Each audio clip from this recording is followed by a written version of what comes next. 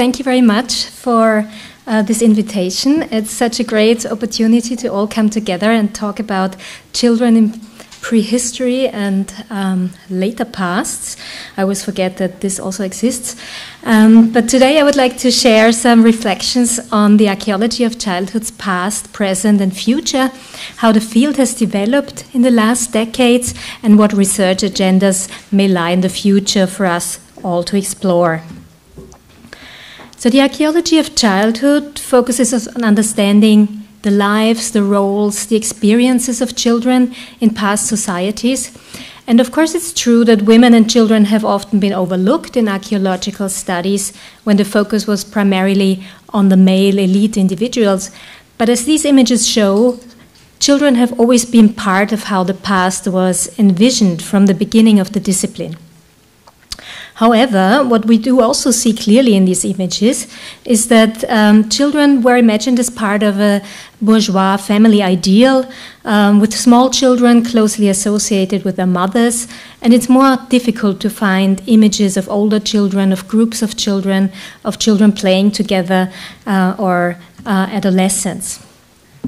So over time, archaeologists have started to question what is normal and natural vision of childhood is really appropriate for the past, and began to understand childhood not only as a universal human experience, but also as highly culturally specific. However, particularly for prehistory, it remains very challenging to gain authentic emic insights. We tend to remain outsiders when looking into the past, and in the grand scheme of things, the way how we treat our own children today, how they play, how they learn, is probably really quite unusual in our evolutionary history and in cross-cultural comparison. So this raises a number of questions. For instance, how we can avoid projecting our own models of childhood onto the past and understand how childhood was conceptualized in the past. So we can start by asking a number of questions. How and when life is considered to begin in the past societies? When was a child first recognized as a person separate from the mother? Was childhood even recognized as a distinct, meaningful part of life? Or was it seen as a transitional phase leading to adulthood? Were stages of childhood recognized and transitions culturally marked and celebrated? And which activities were children part of, and how did they learn? So this woman here, who was buried in Franzhausen 2 with a fully developed fetus, was cremated together with the child at a time where cremation was still a novelty, around 1600 BC. But in the tomb of Sotin around 700 BC, the child was given its own miniature urn, which was then placed in the mother's urn. So such differences in the burial treatment of mother and child could indicate different ways of thinking about how pregnant women and women with small children were understood as linked or separate beings. In comparison today, children represented a much more significant proportion of past populations. In hunter-gatherer societies, it's estimated that children make up about 40% of the population. In agricultural societies, the proportion of children was likely even higher. So the past was full of children, and in today's research, there's a growing recognition of children as active participants in the societies. Children had unique roles, contributed to cultural practices, and shaped their communities. Today, artifacts associated with children are studied in their own right, rather than being just viewed through an adult-centric lens. Children's material culture is not always easy to recognize and quite rare to identify in prehistory. So a very lovely example is this from the corded ware burial at Franzhausen, where a 3 to 5-year-old girl was buried embracing quite inconspicuous animal bones.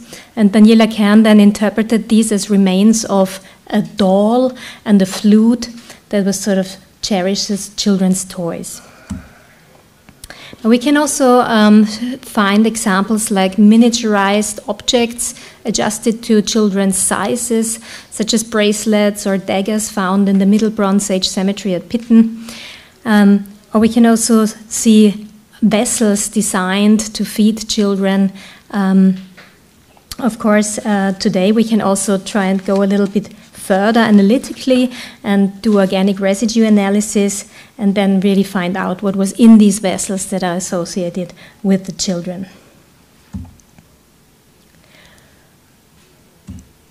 So a few decades ago, methodologies for identifying and interpreting children's activities were quite limited, but today bioarchaeological revolution has really opened up a range of different techniques and approaches to understand children's lives in much more detail. We can now study children's geographical origins, mobility and migrations through isotopes. We can study diet from breastfeeding to weaning and beyond. We can explore different aspects of health, development, disease and trauma. And proteomic analysis of children's sex and genetic analysis of family relationships have, at least for me, been the most exciting developments in today's bioarchaeology of children. So in combination with age-at-death estimations and the analysis of archaeological contexts and artifacts, we can really get insights into what it meant to be a child, which roles and expectations, activities and responsibilities were associated with children, and at what ages. So now I would like to show you some interesting examples from our research. We received funding from the Austrian funder FWF to compare the biological sex of children to gendered body placement, body orientation and grave goods.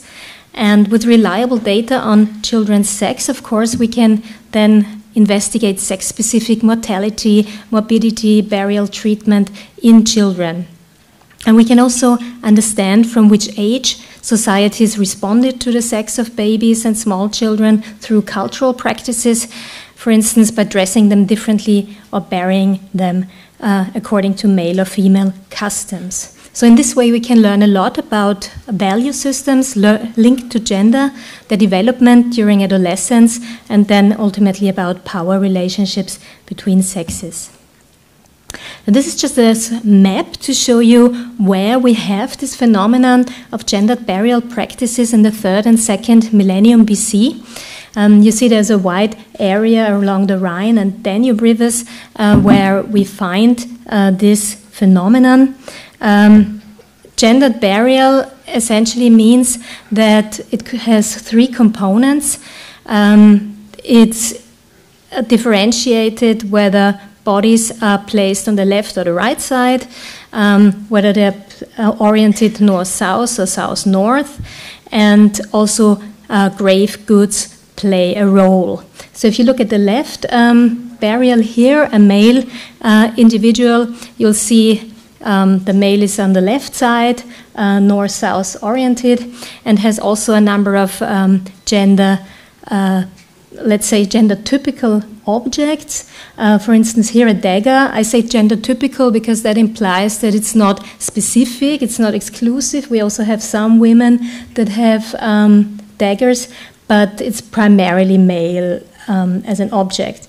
And on the right side, you see a female burial of about a 12 to 14-year-old girl on the right body side, south-north oriented, and she does have a sex-specific object, so this headband, this is only found with women. When we look cross-culturally, we can also see that treating children in a gendered manner is not something universal. It's often the case that young boys, young girls are pretty much dressed the same way, treated the same way until middle childhood. From then on, boys learn male behavior, whereas girls stay more with their mothers and learn female behavior. And we were quite interested to see if this is also the case in prehistory and how we can explore this. And so one of the case studies we've just very recently looked at is this Bellbeaker cemetery from Hosice in Moravia. This is a very cool excavation from 2002. It was a rescue excavation. And very quickly, very well published, both in Czech and in English. And it had some very interesting results because they subjected all the children's burials to genetic DNA analysis trying to get at the sex of children. And there they found a very interesting phenomenon. And we later questioned a little bit. They used PCR methods to identify sex-specific markers, the SRY and the amylogenin gene, and found a large number of male individuals and very few female individuals. But the problem was also that with this PCR-based method, the sex identification didn't work very well. Only 21 samples were actually in alignment between the two markers, and these also didn't match very well the archaeological record. So Jan Turek picked this up and argued that, well, essentially there is a big bias towards just selecting and burying male children, and these male children are then placed in a male or female way. So we were not entirely convinced if this is true, and we are trying to use peptide amylogenin analysis to get at the sex of these sub-adults. So we tested 49 teeth, and we found indeed that there were more males than females among them. We had 19 females. Archaeologically, they were also all female, and 28 males that also were all male. So the biological sex and the gender treatment is actually exactly the same. But what you can also see if you break this down into various age categories, you do see that there are, in the youngest age group, the under 6-year-olds, there are many more male than female babies. This could also be because male children have a higher mortality in most cultural settings, but it could really also represent the cultural preference for selecting male babies for burial. This now then changes as the children age, with higher and higher proportions of female children being buried. It's also quite interesting if you have a look at how they are buried. There's a big standardization across the ages. So we have a 5-year-old, a 9-year-old, a 15 to 20-year-old. They are all put in the same body position. They have rectangular grave constructions, and they have essentially the same sets of objects associated with the children. So I tried to put all these boy burials in an order of age to see if there are any changes in grave construction, in burial selection, and so on. But it doesn't really seem to be the place until middle childhood, where we see an increase in vessels towards adulthood, where then finally the famous bell beakers are included in the graves. So if we do the same exercise for the girls, we see this is quite similar. So we have they're all very much treated in a very standardized way, according to the female pattern. And if you look at the graves, you see there's less emphasis on rectangular grave structures. There are more pit structures. But also here we have sets of objects associated with the girls from a very young age. From like 12 onwards, these pottery sets can become quite elaborate. We had previously already done a case study that's set slightly later in time. It was a study, our first study on gendered childhoods based on the cemetery of Franzhausen Eins, where we selected 75 children under 12. This was a bit of a random selection depending on what we got a hold of. So you cannot really look at the proportion, but it does also seem to indicate that at the beginning of life we have more male children buried than later. Also here, in the early Bronze Age phase, we had an extremely good correspondence between sex and gendered burial, with some few exceptions for burials that didn't have these pattern in its purest form, but had some mixed messages. And we had one girl that was really placed as a male individual on the left body side, north-south oriented, but she still had a very girl-typical set of adornments. So what we can say in these cultural contexts is that the gender body placement aligns with the biological sex of the buried individuals really, really well. And this leads us to conclude that the biological sex is the basis of a very strict binary understanding of gender.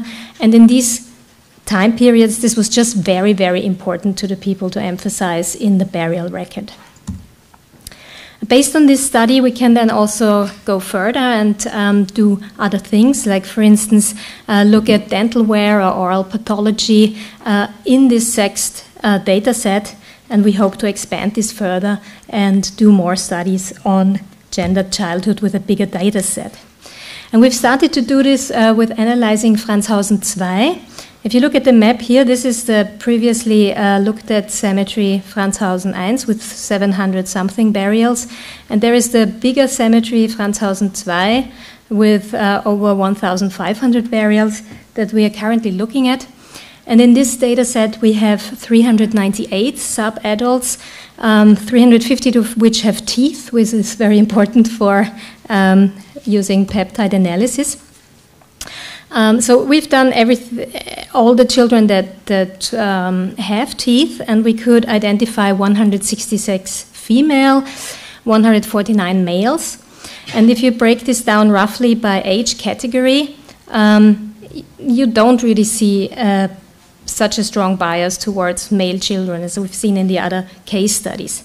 So I think it might be also a phenomenon of small numbers. In the previous case studies, here we have a quite large data set available.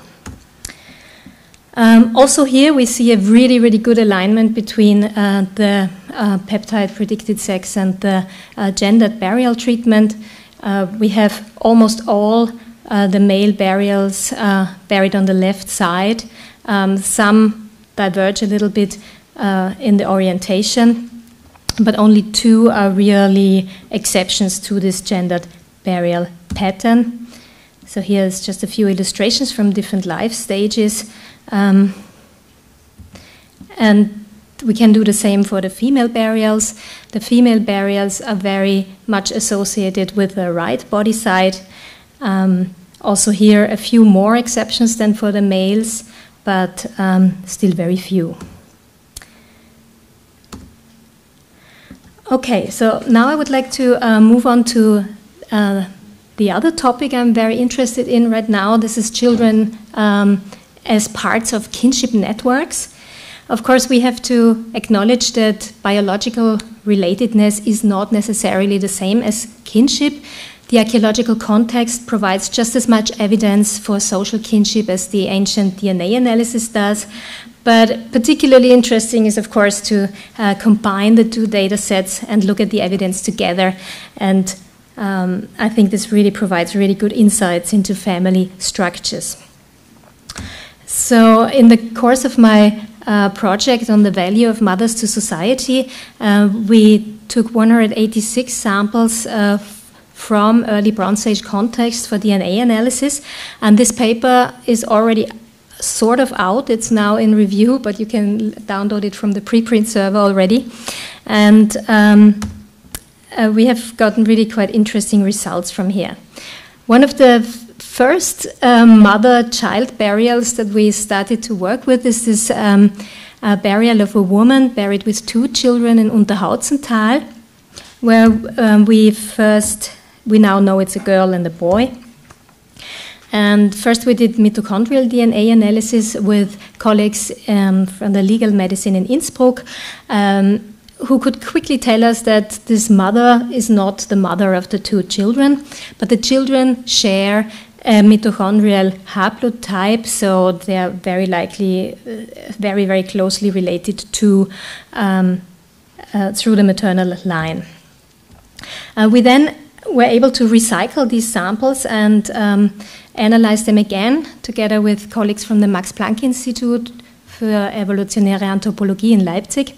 And this is really super exciting because we could actually identify the biological parents of these two children buried with this other woman. And they are just lying 5 meters towards the north in parallel graves. So we have this phenomenon quite a bit, that we have a couple, a male and a female, where we know they reproduce together, buried side by side in these cemeteries. So this is also what is coming out at the cemetery of Pottenbrunn. Pottenbrunn is very close to Franzhausen. It's also an early Bronze Age community. And here we see these two, oh, you don't see where I'm pointing. Here's my pointer. Okay, anyway, you can see the circled individuals. These are the two sort of male and female parents. And then we have 3 children on the cemetery map. The 2 sons quite close, quite close to this couple, and the little daughter that died at the age of about 1.5-year-olds a bit further away. This is also interesting if you look at the age, because we have here the male died at the age of 18 to 20 and had 3 children with 1 woman who was about 30 to 40. So that means they started quite young to have a family. Also interesting is this other pedigree that we found in Pottenbrunn. Here we have evidence of 3 brothers that are forming the center of this cemetery. You see them here, linked with these lines. So these 3 are actually brothers. One of them was then married with a woman who also had another husband, probably either earlier or later. And there's a number of sons. So what we see in these very gendered burial contexts of the early Bronze Age is that there is an emphasis on the male children, and there is an emphasis also in the pedigrees through these male burials. There's another context here from Drassenhofen, north of the Danube, where we have, again, sets of 4 brothers here, 1 half-brother, 2 brothers, 1 we don't have on the cemetery itself, but we have him evidenced through the daughter that is on the cemetery. So what's going on here? We see sibling relationships. And this is actually, I think, something that we have also not really thought a lot yet in childhood studies. How many siblings would people have? What are the age gaps? What are the birth order dynamics? Were there some kind of parental favoritism? Were there gender dynamics involved? Was there a lot of competition over resources or sibling rivalry? So if these are, as you might have guessed, my own children, I'm much more the referee of their fights than anything else. But sometimes there's a little bit of cooperation going on, and sometimes we even see emotional connections, although these moments are very rare. Yeah. So if we're thinking about the archaeology of the child, the future of the archaeology of childhood, I think it's very fair to say that it's looking very bright. Yeah. And we can think a little bit about how the theoretical perspectives have changed. I think with the inspiration of symmetrical archaeology, new materialism, assemblage theory, we are now thinking much more about the relationships between people, objects, and landscapes, than about the individuals themselves. We're also thinking about children's roles in kinship networks. We're seeing children as active participants in society. We get new insights into how families were composed, who was included, who was excluded. And methodologically, of course, the interdisciplinary integration has much advanced. We are now able to look at gendered childhoods, consider ages and abilities related to the developmental stages. I think there's also more scope to integrate childhood psychology, also to understand dynamics in families with many more children potentially than we would have typically today. Future studies may look closer at child spaces, children participating in the production processes. I've just put here the image of the Venus from Dolní Věstonice, because there is evidence of a fingerprint of a 7 to 15-year-old on this object, and I think this is something we could do a bit more. And of course, we could look a bit more at learning through play and social participation. But there's not time for everything, so I'm coming to my end now. Thank you.